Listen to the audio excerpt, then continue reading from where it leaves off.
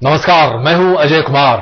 आंदोलन और अनशन की पिच पर बड़ी पारी खेलने वाले अन्ना हजारे अब राजनीति के क्रीज पर अपने कदम जमाने के लिए पुरजोर तरीके से तैयार बैठे हैं। अन्ना हजारे खुद तो चुनाव नहीं लड़ेंगे, लेकिन अपने उम्मीदवारों के लिए देश भर में अलख जगाने की कोशिश करेंगे। अब सवाल यह उठता है कि क्या अन्ना हजारे को वोट मिल पाएगा? क्या उनके समर्थित राजनीतिक दल को वोट मिल पाएगा? चुनावी राजनीति में वो कामयाब रहेंगे या नहीं, ये 1,00,000 टके का सवाल है। इन सुलगते सवालों पर चर्चा करने के लिए हमारे साथ तमाम नेता मौजूद रहेंगे। उनके साथ हम बातचीत करेंगे और बताएंगे आपको कि आखिरकार क्या है ये पूरा खेल। लेकिन सबसे पहले आइए आप देख लीजिए कि चुनाव के लिए जंतर मंतर पर टीम अन्ना ने कैसे हुंकार भरी, कैसे एजेंडा सेट किया और एक तरह से यूं कहा जाए कि एक नए राजनीतिक दल के गठन का ऐलान जंतर मंतर से आज टीम अन्ना ने कर दिया। हो गई है पीर पर्वत सी पिघलनी चाहिए,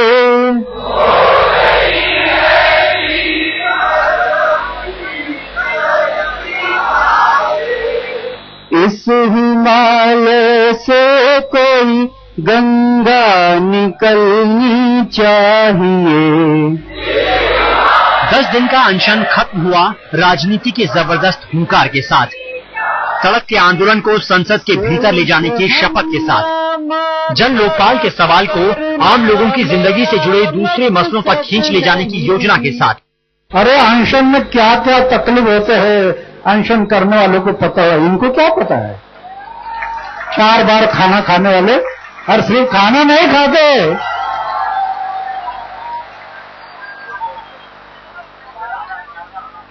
ये खाना नहीं खाते, क्या क्या खाते हैं ये आप जानते हैं?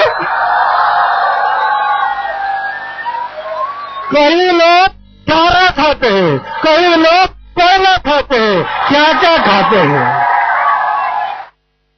अभी विकल्प देने के लिए आंदोलन और अनशन के जंतर मंतर से जब भ्रष्टाचार का मसला छूमंतर नहीं हुआ, तब लोहे से लोहे को काटने की तरकीब पर काम करना शुरू किया। इसी मंथन से ये निकला कि चुनावी राजनीति के नाम पर ही नाक भौं सिकोड़ने वाली टीम अन्ना चुनाव लड़ने और जीतने का दमखम भरने लगी। मृत्यु हथेली पर लिया और इन गुंडों के साथ लड़ रहा हूं, 30 साल हो गए, 30 साल हो गए लड़ रहा हूं। कई लोगों ने मुझे मारने के लिए कोशिश भी किया, 2 बार तो सुपारी दी मारने के लिए 30-30 लाख रुपए की। लेकिन सत्य के मार्ग से चलने वाला आदमी है, उसके पीछे भगवान खड़ा हो जाता है, भगवान खड़ा हो जाता है। टीम अन्ना का अनशन खत्म करवाने के लिए पहुंचे पूर्व थल सेना अध्यक्ष जनरल वीके सिंह ने जेपी आंदोलन के दिनों को याद किया। हजारों की भीड़ देख उन्होंने हुकूमत की कानों में ये नारा पहुंचाया कि सिंहासन खाली करो कि जनता आती है।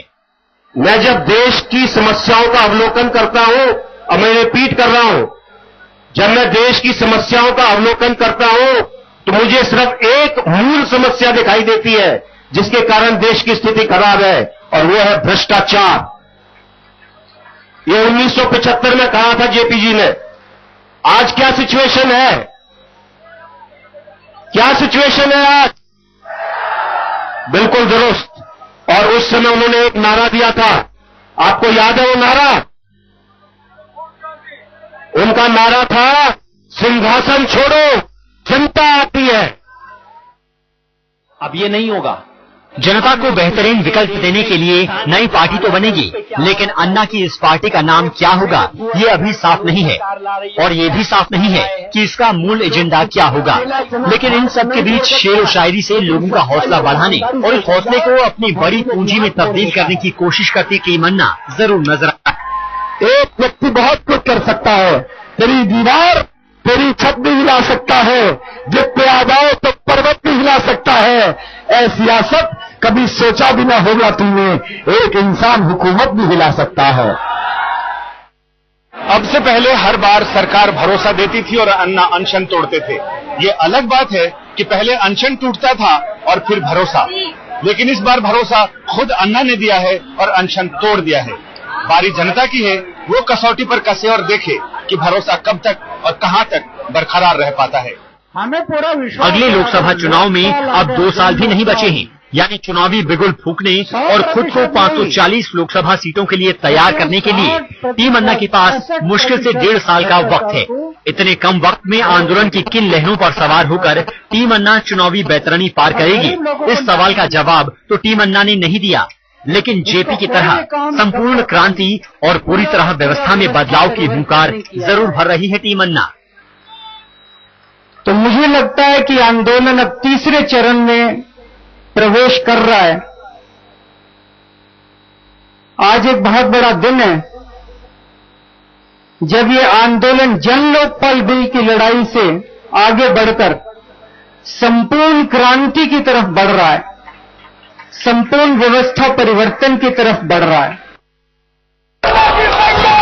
चुनावी महाभारत में उतरने का बिगुल बज गया है। अपने चुनावी एजेंडे में लोकपाल से लेकर right to reject, right to recall, gram sabha तक के सवालों को शामिल करने की बात टीम अन्ना कर रही है और इसके साथ ही बता रही है कि वो कैसे तोड़ेगी सत्ता और पैसे के नापाक गठजोड़ को। सत्ता से पैसा, पैसे से सत्ता, सत्ता से पैसा, पैसे से सत्ता, इसी चक्रव्यूह को तोड़ने के लिए तो हम लोग राजनीति में जा रहे हैं। इसी को तो तोड़ना है। अगर हम लोग भी पैसे की राजनीति करने लगे तो फिर क्या फायदा। इस बार हमें चुनाव बिना पैसे के लड़के दिखाना पड़ेगा। चुनाव पैसे के बल पे नहीं होना चाहिए, चुनाव जनता के बल पे होना चाहिए। मेरे सीने में नहीं तो तेरे सीने में सही। अरविंद केजरीवाल ने सीने में आग जलाने की बात तो कर दी, लेकिन आगे आगे देखिए कि उस आग से कोई मशाल जलती है या नहीं। रीमा पाराशर के साथ संजय शर्मा, दिल्ली आज तक। आग जलनी। तो इसी मंच पर मौजूद थे पूर्व सेनाध्यक्ष जनरल वीके सिंह और उन्होंने जेपी आंदोलन के एक स्लोगन के साथ इस पूरे मंच को संबोधित किया। उन्होंने कहा कि सिंहासन छोड़ो, जनता आती है। क्या यही मूल मंत्र, क्या यही नारा अब टीम अन्ना का भी होगा? क्या टीम अन्ना भी मानती है कि जनता की इस लड़ाई को लेकर वो आगे बढ़ रही है? इस पर चर्चा करने के लिए हमारे साथ मौजूद हैं टीम अन्ना के अहम सदस्य शाजिया इल्मी, हमारे साथ कांग्रेस के वरिष्ठ नेता जगदम्बिका पाल मौजूद हैं, सुब्रमण्यम स्वामी जी हमारे साथ मौजूद हैं, स्वामी अग्निवेश जी हमारे साथ मौजूद हैं, जिन्होंने अपने विरोध के स्वर बहुत पहले ही टीम अन्ना के खिलाफ सामने रख दिए थे, और मयंक गांधी जी हमारे साथ मौजूद हैं जो कि टीम अन्ना के सदस्य हैं। मुंबई में काफी अच्छा कार्यभार उन्होंने संभाला था, ऐसा टीम अन्ना का लगातार मानना रहा है। शाहजहा, इस पूरी बातचीत की शुरुआत हम आपसे करते हैं। 10 दिन पहले जब इस अनशन को शुरू किया गया था, क्या उस वक्त आप लोगों के दिलों में यही जज्बा था कि सिंहासन खाली करो, जनता आती है, या शायद इससे अलग आप सिर्फ लोकपाल के लिए आंदोलन कर रहे थे? जी, अगर जन लोकपाल हमें लाना ही है तो हमें लग रहा है कि 3 अनशन के बावजूद, व्यापक जन समर्थन के बावजूद, संसद के संकल्प के बावजूद लोकपाल कहीं दूर दराज से नजर हमें नहीं आ रहा है। किसी की भी मंशा नहीं थी और आज इस बात को अरविंद भाई ने साफ साफ कह भी दिया है कि अगर सरकार अभी भी 1.5 साल बाकी है, अगर अभी भी सरकार लोकपाल ले आए और right to reject electoral reform से तौर पर ले आए अभी भी, तो हम वापस ले लेंगे अपने इस आइडिया को। तो हमारा ये मंशा बिल्कुल नहीं थी, लेकिन अब हमें लग रहा है कि संसद की जब में जो हम देख रहे हैं लोगों को कि जो तक नियम के कानों में रेंगी है, तो जो लड़ाई सड़क की है उसे संसद तक ले आना पड़ेगा। ये आंदोलन जो सड़क पर है, जिसकी आवाज नहीं पहुंच रही संसद तक, वहाँ पे भी वही प्रेशर। तो आप यानी कि संसद में जाकर आवाज बुलंद करने की पूरी तैयारी में। मयंक जी, आप भी टीम अन्ना के सदस्य हैं, हम आपसे ये पूछना चाहेंगे, बहुत सारे लोग यह मान रहे हैं और ऐसा कह रहे हैं, जो कहने में पहले जरा डरते थे, कि कहीं ना कहीं एक फेस सेविंग डिवाइस के तौर पर इस्तेमाल किया जा रहा है, क्योंकि सरकार की तरफ से आप लोगों को कोई भी तवज्जो नहीं दी गई। देखिए, हम बदलाव चाहते हैं, हम परिवर्तन चाहते हैं, और बदलाव और परिवर्तन के लिए हमने जो मार्ग अपनाया था वो आंदोलन का था। लेकिन सरकार जब इतना बड़ा आंदोलन, पूरे शायद विश्व में ये कहते हैं कि इतना बड़ा आंदोलन नहीं हुआ था, इतने बड़े आंदोलन को भी नहीं सुनता है, तो इतना अगर उनके पास ऑर्डिनेंस है तो हमारे पास कोई पर्याय नहीं था कि हम सिस्टम के अंदर जाके, क्योंकि बदलाव तो हम चाहते हैं, बदलाव के बिना हम रुकेंगे नहीं जी। तो इसके लिए अगर हमें अंदर भी जाना पड़े, हमें अपने पैर भी गंदे करने पड़े, कीचड़ में भी जाना पड़े सफर करने, तो हम जाएंगे देश के लिए जो तो यानी आप कह रहे हैं कि राजनीति वो कीचड़ है जिस कीचड़ में अब आप पैर डालकर अपने ऊपर छींटों के लिए तैयार हैं। बिल्कुल, अगर वही तैयार है तो वही उसके लिए हम तैयार हैं। चलिए स्वामी अग्निवेश जी, इस टीम के साथ आप सक्रिय भूमिका में पिछले साल दिखाई दे रहे थे और उसके बाद आपके बीच में और टीम अन्ना के बीच में मनमुटाव और आप अलग हुए। आज टीम अन्ना ने जो फैसला लिया है उससे बहुत मुखर तरीके से विरोध आप जतला रहे हैं। आप क्या कहते हैं, क्यों यह विरोध है?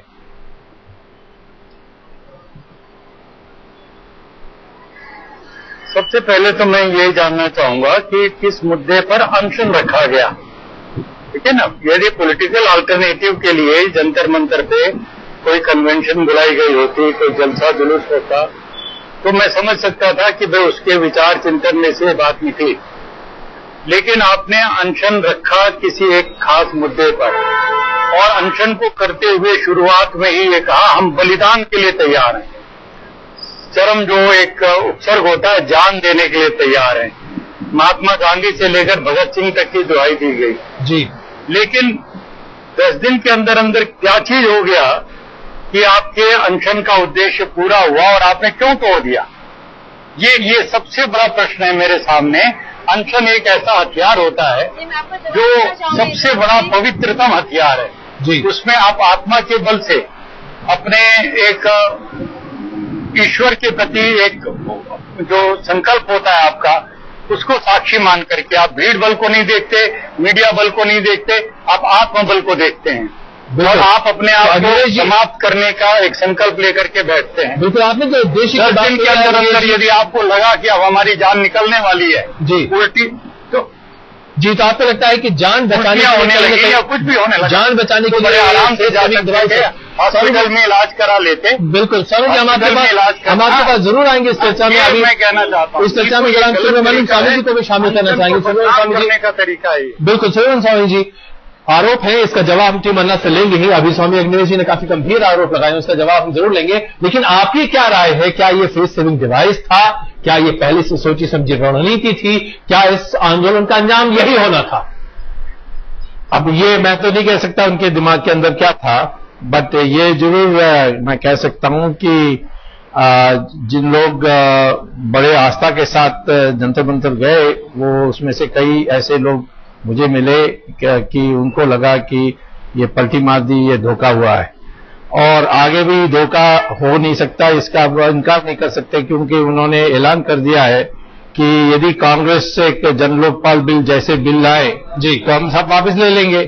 अब कौन सा बिल उनके लिए अनुकूल होगा, उनका पसंद का होगा, हम कौन है बताने वाले? वो कहेंगे कल सर्टिफिकेट दे देंगे कि जो बिल लाए हैं ये जन लोकपाल बिल ही है जी, तो फिर हम मान देंगे। तो ये सवाल ये है कि राजनीतिक दल बनाना था तो इसके लिए ये जंतर मंतर की नाटक की आवश्यकता नहीं थी। बहुत अहम सवाल आपने उठाया है, जाहिर सी बात है शाजिया और मैं दोनों इसका जवाब देना चाहेंगे, लेकिन आपसे थोड़ा सा इंतजार चाहेंगे। जगदम्बिका पाल जी, आप बताएं, क्या कांग्रेस पार्टी को ऐसा लग रहा था कि वाकई में इस बार अन्ना के आंदोलन में उतना दम नहीं है और इसीलिए आप लोग पहले से ही चुप्पी साधे बैठे थे, कोई भी ऐसी प्रतिक्रिया नहीं थी, मान मनोबल की बात नहीं थी, या आप लोगों को लगा कि ये सरप्राइज है आप लोगों के लिए? नहीं, देखिए एक बड़ा स्पष्ट सा दिख रहा था कि अन्ना जी ने बुनियादी तौर से इस आंदोलन की शुरुआत कहां से की। मतलब उन्होंने भ्रष्टाचार के खिलाफ लोकपाल बिल से एक आंदोलन शुरू हुआ, आपको जंतर मंतर और रामलीला मैदान का याद होगा, और वो उस आंदोलन का एक दबाव बना, ऐसा नहीं, पूरी पार्लियामेंट ने उसका संज्ञान लिया और जो एक्सचेंज ऑफ द हाउस बना, उनकी चिट्ठी का जवाब खुद प्रधानमंत्री ने दिया, पूरी पार्लियामेंट ने उनको एक्नॉलेज किया, सैल्यूट किया और उसके बाद ड्राफ्टिंग कमेटी में रखा सिविल सोसाइटी के नाम पे। ये भी हिस्ट्री में पहली बार हुआ और लोकसभा से पारित भी हुआ, राज्यसभा में वो बिल गया जी, आज सेलेक्ट कमेटी के सामने है।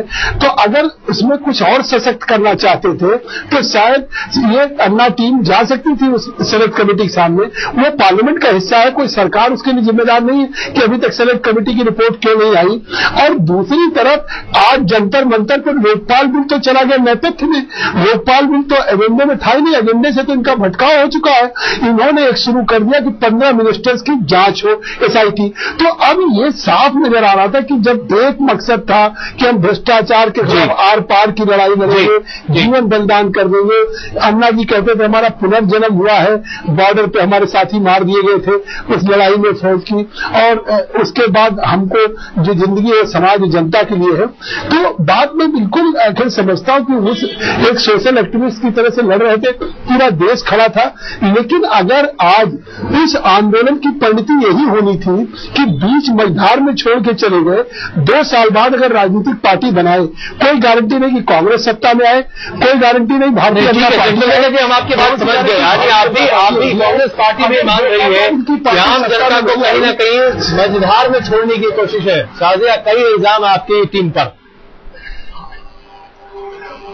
जी, सबसे पहले मैं स्वामी अग्निवेश की बात का जवाब देना चाहूंगी कि अगर अरविंद केजरीवाल ने कहा कि वो बलिदान के लिए तैयार हैं, और वो तैयार थे और लगातार रहे हैं, लगातार भूखे प्यासे हो रहे हैं, हमने देखा है। अगर वो चाहे भी अग्निवेश जी, लेकिन तब भी हम नहीं चाहेंगे अपने साथियों को खोना, ना ही देश चाहेगा अपने इस तरह के वीर नौजवान को खोना। तो सॉरी स्वामी जी, लेकिन आपके लिए हम उनको बलिदान नहीं कर सकते, अरविंद केजरीवाल जी को, और ना ही मनीष को या फिर अन्ना को या फिर गोपाल भाई को। तो उसके लिए क्षमा चाहते हैं, लेकिन मेरे ख्याल से हमारे पार्टी इस काबिल नहीं मांगा था बलिदान। मुझे जवाब देने दीजिए। हजारों लोगों की आवाजें आई हैं और बहुत ही एमिनेंट सिटीजन की अपील आई है हमारे पास कि सरकार नहीं सुनेगी। हम भी जानते थे जब SIT प्रोब की बात हम लेकर आ रहे थे, हम एक्सपोज कर रहे थे, हम बताना चाह रहे थे जन लोग। शाजिया, माफ कीजिएगा, मैं बीच में आपको रोकना चाहूंगा। बलिदान की बात, शाजिया माफ कीजिएगा, मैं आपको बीच में रोकना चाहूंगा। शाजिया, बिल्कुल आपने जो कहा, सिर्फ उस पहली लाइन पर बलिदान की मांग किसी ने नहीं की थी। ये एक स्वतः आंदोलन था जब अरविंद केजरीवाल सहित तमाम लोग वहां बैठे थे। ये बातें मंच से उन्होंने कही थी कि या करो या मरो वाली स्थिति है। जाहिर सी बात, इसे वापस लेने के लिए ठोस वजह होनी चाहिए। वो वजह क्या है बताइए। अजय, मैं बता रही हूँ आपको ना, आपने मुझे रोक दिया बीच में, आपने वही सवाल पूछा और इतने टाइम में मैं जवाब दे सकती थी आपकी बात का, तो आपने अपना ही टाइम वेस्ट किया। लगातार जब अन्ना हजारे अनशन पर बैठे हुए थे और अरविंद, गोपाल और मनीष भाई 10 दिन से भूखे बैठे हुए थे, लगातार हमारे पास अपील आई है कि कुछ नहीं होने वाला है। हम भी जानते थे जब SIT की प्रोब कर रहे थे कि कुछ भी नहीं होगा, जाहिर सी बात है, लेकिन इस तरह से दुनिया को दिख तो गया कि यही वजह है। इसीलिए CBI इंडिपेंडेंट नहीं होना चाहती है, नहीं कर सकती है सरकार, और इसीलिए जन लोकपाल बिल नहीं आ रहा है। हमने ये एक्सपोज किया, लेकिन लगातार हम देख रहे थे कि किसी की भी तरह से कोई भी पार्टी ना तो सामने आई, ना ही मेन रूलिंग पार्टी सामने आई है। और इसीलिए बहुत से लोगों की मांगों के तहत और जो अपील की गई है बड़े सिटीजन के तहत, क्या विकल्प दीजिए, अनशन की राजनीति, व्यापक जन समर्थन से कुछ नहीं होने वाला है। शाजिया, फिर मैं आपको बीच में रोकूंगा, मैं आपको बीच में फिर रोकूंगा। जाहिर सी बात है, क्या आप चाहते थे कि सरकार, आप अनशन पर बैठे और दूसरे दिन सरकार आपके पैर चूमने लगे? नहीं, हम चाहते थे सरकार कम से कम अगर कह रही है कि वो दागी नहीं है, तो अगर इतने सीरियस इल्जाम हैं तो प्रूफ करे और SIT प्रोब के लिए हामी भरे। अगर प्रूफ लेकिन अगर आपको छुपाना है, मैं ये कहता हूँ, तो डर किस बात का है भाई, डर किस बात का है? चर्चा में कुछ कहना चाहते हैं जी? सुबह मैं ये कहता हूँ कि दूसरे कोई पार्टी आई नहीं उनके सहयोग में, ये तो आवश्यक, ये तो स्वाभाविक है, क्योंकि वो तो पार्टी, सब पार्टी की बुराई करते रहे और कहते रहे कि किसी पॉलिटिशियन को मंच में आने नहीं देंगे, किसी को मिलने नहीं देंगे, किसी को शामिल होने नहीं देंगे। RSS ने जो उनका मदद किया उनको भी बुरा कर दिया, तो सब छोड़कर चले गए। जयप्रकाश नारायण तो इन सबको साथ लिया था, ये तो उल्टा कर रहे हैं, तो सबको भगा रहे हैं, तो स्वाभाविक है कि अकेला पड़ेगा। और हुआ क्या, सबसे ज्यादा भ्रष्टाचारी निकले उस आंदोलन से। अब उन्हीं लोगों को देखिए जो सहयोगी थे JP मूवमेंट के, देखिए उनका क्या हाल हुआ है। जगवंत कापाल जी, कांग्रेस या बीजेपी, इस तरह की तमाम पार्टियों में ऐसे लोग जो कि असंतुष्ट हैं, जिन्हें अपने नेतृत्व पर उतना भरोसा नहीं है, जिनकी आवाज दबती या दबाई जाती है, वो लोग तमन्ना के साथ जा सकते हैं, ऐसा खुद अरविंद केजरीवाल का आह्वान है। आपको लगता है आपकी पार्टी के बहुत सारे लोग जा सकते हैं? है तो फिर तो अरविंद केजरीवाल अपनी बात को खुद कॉन्ट्रडिक्ट कर रहे हैं।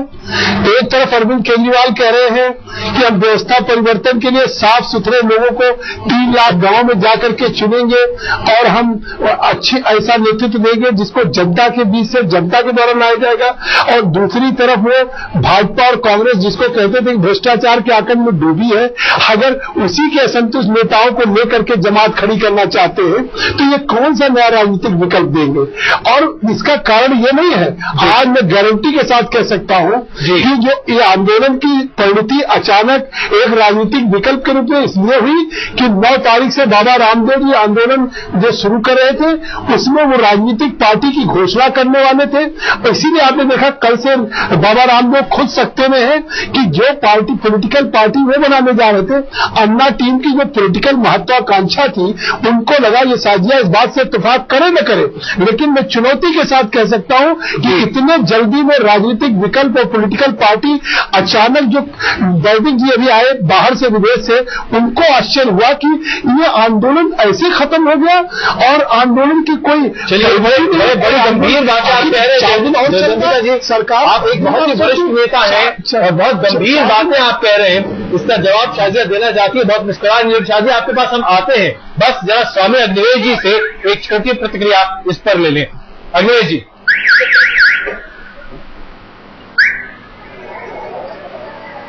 नहीं, मैं भी जगदम्बिका पाल जी ने जो बात कही है, मैं बहुत दिनों से सुन रहा था।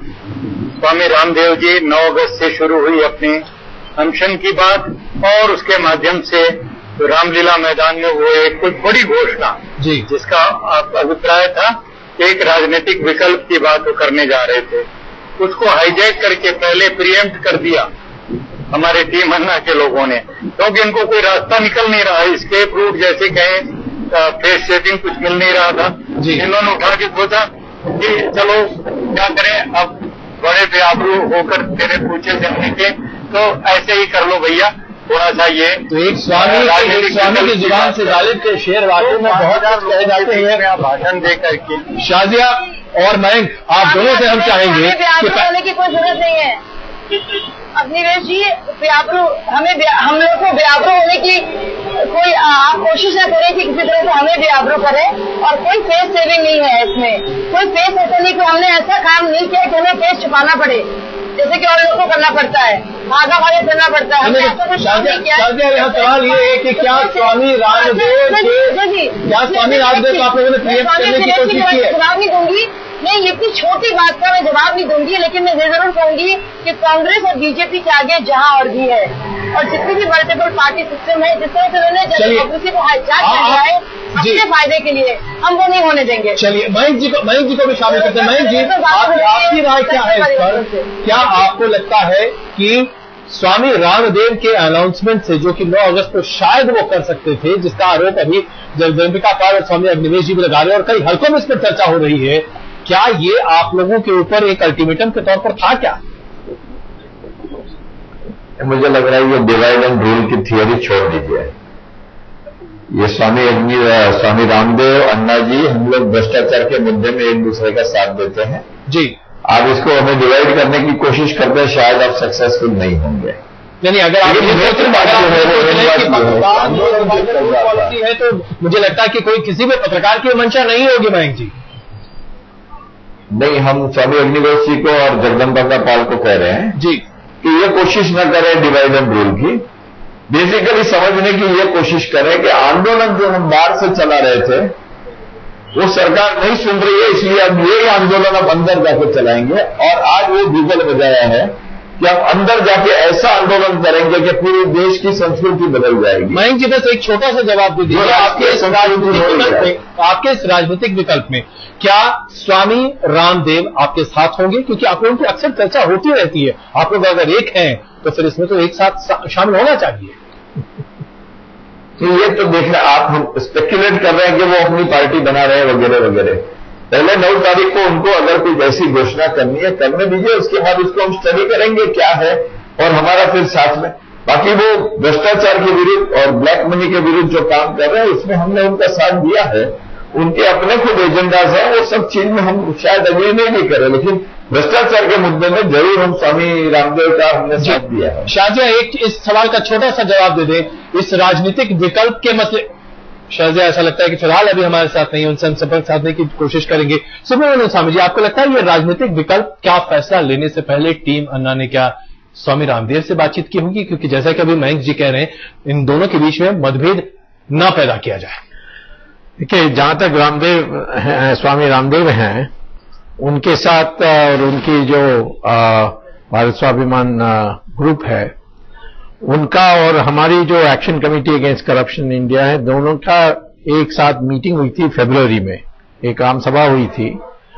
और उनके रामदेव के साथ मेरी तो लगातार बातचीत चलती है। अभी 2 दिन पहले भी हुई थी और परसों वो दिल्ली आएंगे तो फिर भी बात करेंगे। जी, रामदेव जी पार्टी बना रहे हैं नहीं बना रहे हैं, उन्होंने मुझसे नहीं कहा, लेकिन वो जरूर दुखी थे इस बात से कि ऐसे ऐलान हो गई, इसीलिए उन्होंने सार्वजनिक कह दिया कि मुझे कोई टिप्पणी नहीं करना है। जी, यदि इनका कोई मेल होता तो कहते हैं स्वागत करता हूं जी, या मैं अन्ना से मिलकर इसको आगे बढ़ाऊंगा। उन्होंने ऐसा कोई टिप्पणी नहीं दी, उल्टा जो टिप्पणी है उसमें कटुता की एक आवाज आई है। तो मयंक जी, एक छोटा सा जवाब, स्वामी रामदेव की तरफ से अभी तक कोई पॉजिटिव संकेत नहीं आए हैं, कम से कम कल से तो नहीं ही आए हैं, इसे आप कैसे रीड करना चाहेंगे? नहीं, स्वामी रामदेव जी का अपना विचार है। 9 तारीख को वो अपना आंदोलन शुरू करेंगे जी, और वहां पे जो डिक्लेयर करेंगे, साथ में हम बैठेंगे और किस तरह साथ में काम कर सकते हैं इसको जरूर से हम सोचेंगे। जी, इससे पहले कि चर्चा को हम और आगे बढ़ाएं, हम एक रिपोर्ट अपने दर्शकों को दिखाना चाहते हैं। जंतर मंतर से अन्ना हजारे और उनकी टीम के सदस्यों ने जब हुंकार भरी, आज भले ही जंतर मंतर से संसद की दूरी कुछ फलांग की हो, लेकिन इस दूरी को तय करना उनके लिए आसान नहीं होगा। सवाल यहां पर यह उठता है कि क्या टीम अन्ना का चुनावी मैनिफेस्टो कहां से आएगा? वो कहां से आएंगे वो तमाम ईमानदार लोग जिन्हें उम्मीदवार के तौर पर पेश करना चाहती है टीम अन्ना? जिस बल पर सिस्टम को बदलने का दावा करना चाहती है टीम अन्ना, वो बल कहां से आएगा, वो संगठन कहां से आएगा और सिस्टम को बदलने का वो मादा कहां से आएगा?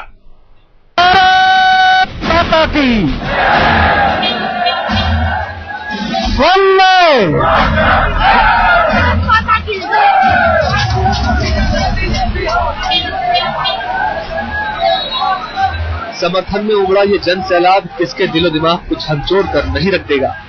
अब इसे यकीन कहें या मुगालता, लेकिन कौन इस फील गुड से बच सकता है कि लाखों का हुजूम उनके एक इशारे पर सिस्टम बदलने के लिए निकल पड़ेगा? तो क्या इस भीड़ और सरकार के खिलाफ इसके आक्रोश ने अन्ना को सियासी पिच पर उतरने की प्रेरणा दी?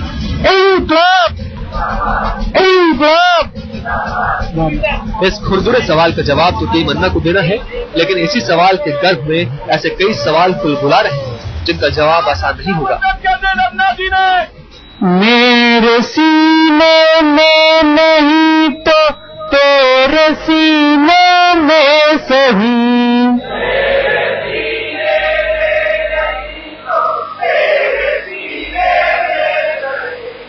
हो कहीं भी आग लेकिन आग जलनी चाहिए।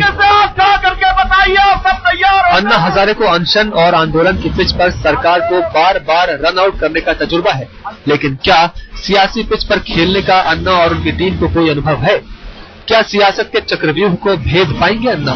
क्या 1.5 साल में चुनावी जमीन तैयार कर लेगी टीम अन्ना?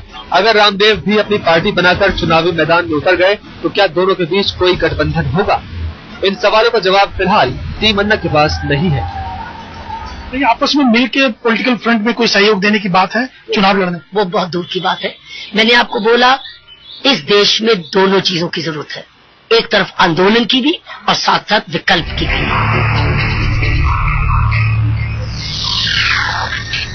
हालांकि सभी राजनीतिक दलों ने टीम अन्ना के राजनीति में उतरने और चुनावों में 2-2 हाथ करने का स्वागत किया है, लेकिन इस स्वागत के साथ सवालों का चक्रव्यूह अन्ना के कौशल का इम्तिहान भी लेगा। जिस सियासत को अन्ना गंदगी का नाम दे रहे थे, उसी सियासत में उतरकर अपने दामन को कैसे साफ सुथरा रख पाएंगे? अगर वो पार्टी बनाएंगे तो उसके लिए पूरे देश में संगठन कैसे खड़ा करेंगे? चुनाव लड़ने के लिए पैसा कहां से आएगा?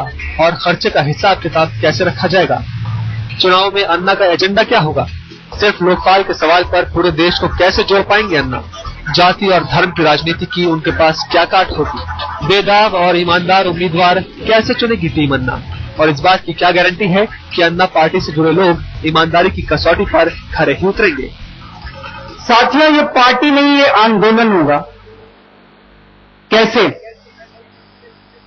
यहां पे कोई हाईकमांड नहीं होगा कि एक हाईकमांड ने एक एयर कंडीशनड कमरे में बैठ के कैंडिडेट्स को सेलेक्ट कर लिया। जनता कैंडिडेट्स का सिलेक्शन करेगी। यहां पे एयर कंडीशनड कमरे में बैठकर एक घोषणा पत्र और मैनिफेस्टो जारी नहीं होगा। हम किसानों के बीच में जाएंगे, सारे देश में घूमेंगे, किसानों से पूछेंगे आपकी क्या समस्याएं हैं, और किसान घोषणा पत्र बनाएंगे कि किसानों की समस्याएं क्या है और उनके समाधान क्या है, किसान बताएंगे। अन्ना हजारे ने लोगों को राजनीति का वो चेहरा दिखाया जिसमें नेता ऊपर से नीचे तक आरोपों में घिरे हैं और मंत्री भ्रष्ट हैं। अन्ना की एक आवाज पर लोगों ने ऐसी राजनीति से तौबा करनी शुरू कर दी थी, लेकिन अचानक उसी राजनीतिक दलदल में घुसने का ऐलान कर अन्ना ने लोगों को मानो चौंका ही दिया। अब तक जो टीम अन्ना आंदोलन के आसमान में उड़ रही थी, उसे अब राजनीति की उस खुरदरी जमीन पर चलना होगा जिसमें कई चुनौतियां हैं। जाहिर है कि सियासत की थोड़ी रफ्तीली और थोड़ी फिसलन भरी राहों पर चलना आसान नहीं है, और देखा जाए तो अनशन की समाधि पर खड़ी अन्ना की पॉलिटिक्स की यही सबसे बड़ी अग्नि परीक्षा भी है। रीमा पराशर के साथ संजय शर्मा, दिल्ली आज तक। इसमें कोई दो राय नहीं है कि अन्ना हजारे और उनके तमाम सदस्यों ने, जो टीम अन्ना ने जो मिलकर जिस तरीके से इस पूरे मसले को आगे रखा है, ये उनके लिए एक अग्नि परीक्षा से कम नहीं है।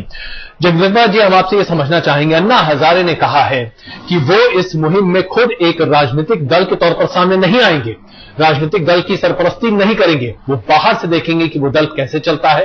क्या आप एक तरह से यहां देख रहे हैं ठीक वैसा ही माहौल जो जेपी आंदोलन के समय था, जिस वक्त जेपी आंदोलन से बाहर थे लेकिन पूरे आंदोलन को कहीं न कहीं देख रहे थे, उसकी निगरानी करने की कोशिश कर रहे थे? क्या अन्ना हजारे आज जेपी के जूतों में घुसने की कोशिश कर रहे हैं? नहीं, देखिए, जेपी के आंदोलन में और अन्ना जी के आंदोलन में बुनियादी फर्क है।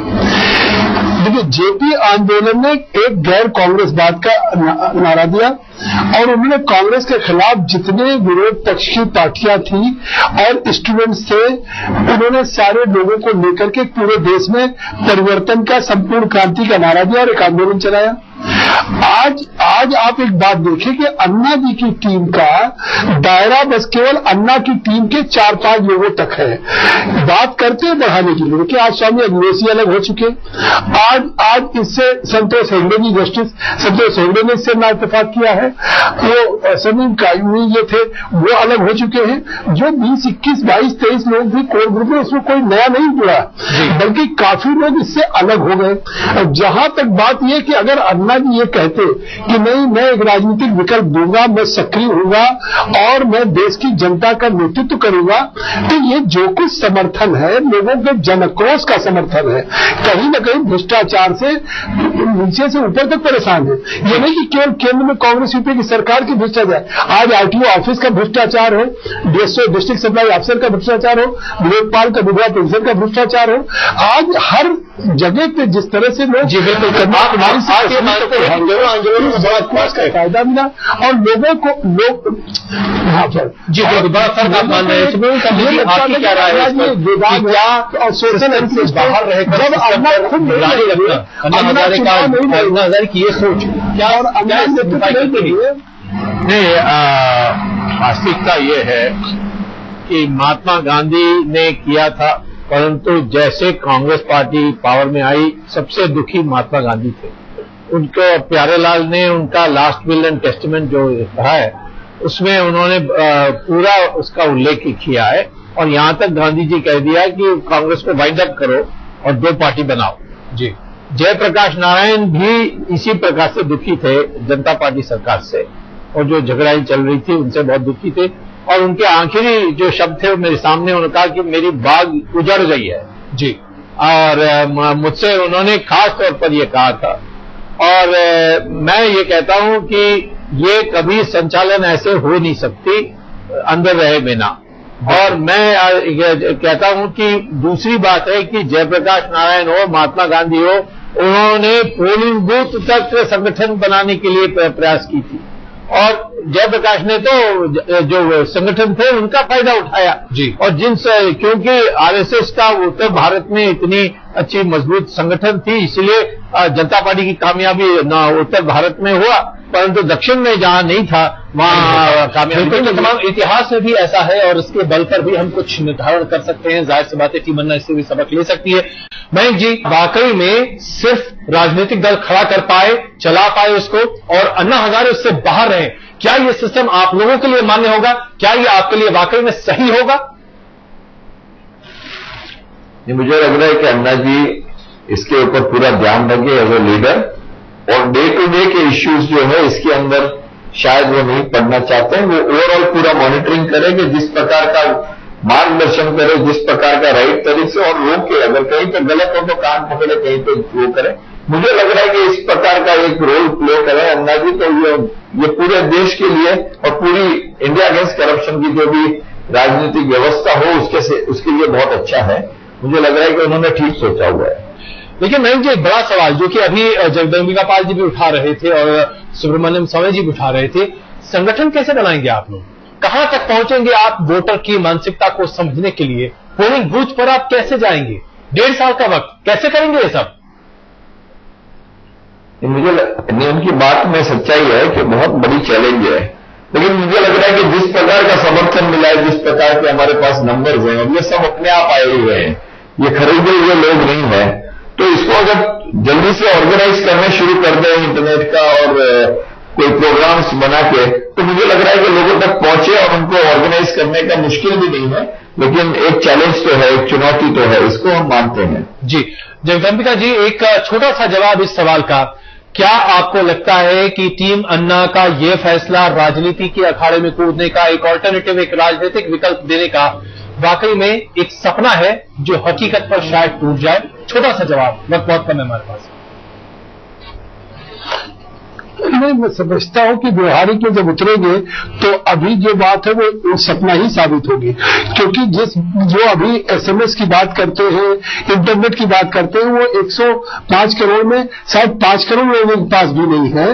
तो ये बात बिल्कुल आपने सही कहा है कि 105 करोड़ लोगों तक पहुंचना, इस देश की जनता तक, हम लोग एक लोकसभा 5 साल में नहीं घूम पाते हैं, और 543 लोकसभा में तैयार करना, उनका संगठन बनाना और उन्हें चुनाव के लिए, ये इतना कठिन है कि ये सपना ही रहेगा। जी सुब्रमण्यम स्वामी जी, आपकी छोटी टिप्पणी से पहले कि हम अपनी इस चर्चा को खत्म करें।